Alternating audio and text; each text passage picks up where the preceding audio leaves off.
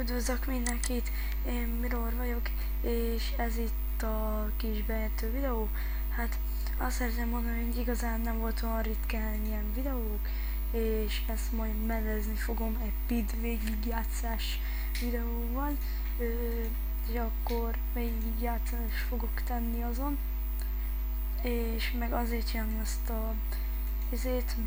ezt a videót, hogy már el van törve a mikrofonom, ez is egy kicsit szarul fog látszódni ez a beszéd, szóval nem biztos, hogy lehet a PID nevezetű játék végigjátszás, az is csak izével lesz, hang nélkül, és akkor így IRX novákat, meg stb. Beleteszek a zenémbe, szóval következő végigjátszás, vagy a GTA San Andreas multi, vagy single player, vagy a PID-et elkezdtem végigjátszani, az a kettő lehetőség.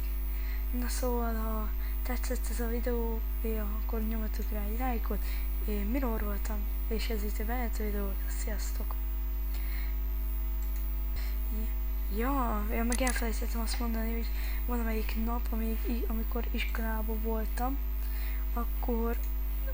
amikor iskolába kellett menni, felnéztem YouTube-ra, és valami Coding Zsolt szerzői jogot védelmet tett a Survival kezdeteihez, szóval YouTube-on nem lesz megtalálható Survival 1, de itt meg elérhető lesz. Igen, 0 de elindítjuk. Elindítódik a videó, és akkor van hang is, meg stb. De hogyha rányomunk a YouTube-ra, szóval ez már a videó szerzői jogköveteli.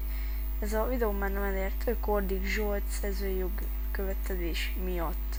Köszönöm Kordik Zsolt ezt a nagyszerű kis szerzői jogizébizét. De attól még a weboldalon elérhető lesz. Azért csináltam meg a weboldalt, hogy itt elérhetők legyenek a ilyen cuccosok. Igen, a Survivalnak csak az elé látszódik, de itt vannak az összes, hogy mi van itt. Kordik Zsolt, de ki az a Kordik Zsolt? Ki az a Kordik Zsolt? Ezen a Kordik Zsolt. Skyforce.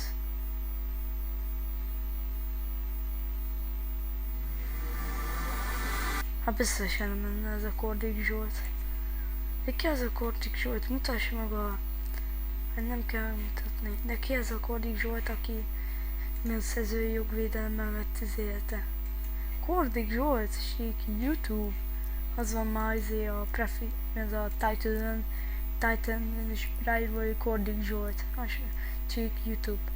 Nem tudom, de ez hogyan mert ezt csinálni, de miért, azt nem tudom. Na szóval akkor ennyi lett volna már a videó, köszönöm szépen, hogy megnéztétek, remélem tetszett, azt már elmondtam, ne kopizzunk, csőszök!